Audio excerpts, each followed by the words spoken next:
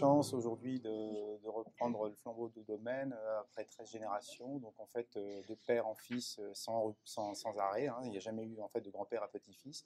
Le domaine s'est toujours transmis et donc c'était presque une évidence pour moi d'avoir à reprendre le nouveau domaine. Quels changements les plus notables vous avez pu apprécier entre avant et aujourd'hui? Il y a eu beaucoup de changements. On va dire que celui qu'on parle le plus, peut-être, c'est les changements climatiques, où on se rend compte qu'en l'espace de 2 générations, entre mon grand-père et moi, on a quasiment avancé les vendanges d'un mois. Et c'est vrai que pour un vignoble comme le nôtre, qui est quand même septentrional, mais plus au nord, le changement climatique a plutôt été bénéfique, puisqu'on a réussi à avoir un peu plus de concentration de richesse dans des vins qui pouvaient des fois avoir des vendanges trop tardives. Vous avez 4 niveaux d'appellation.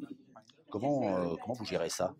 Alors en fait, c'est très simple. Chaque niveau d'appellation a vraiment sa particularité. Vous avez les petits chablis et les chablis qui sont plutôt des vins qui sont, on va dire, singuliers, qui ont vraiment une expression de leur terroir classique, qu'on ne cherche pas trop à accentuer. Et ça vient naturellement. Puis après, quand vous arrivez en premier cru et en grand cru, on a un travail un peu plus important d'élevage, avec une partie qui peut être mise aussi en fût, avec des assemblages, parce que là, on ne va pas travailler pour faire des vins qui vont être à boire dans 5 ou 6 ans, mais plutôt 10, 15, 20 ans et peut-être même plus.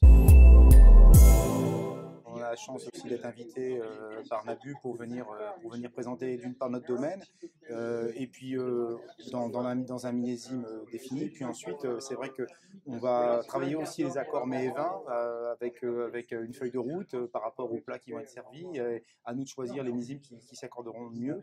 Et ça nous permet aussi de montrer la richesse de la Bourgogne dans ces millésimes pour pouvoir faire des assemblages magnifiques avec des plats d'un grand restaurant.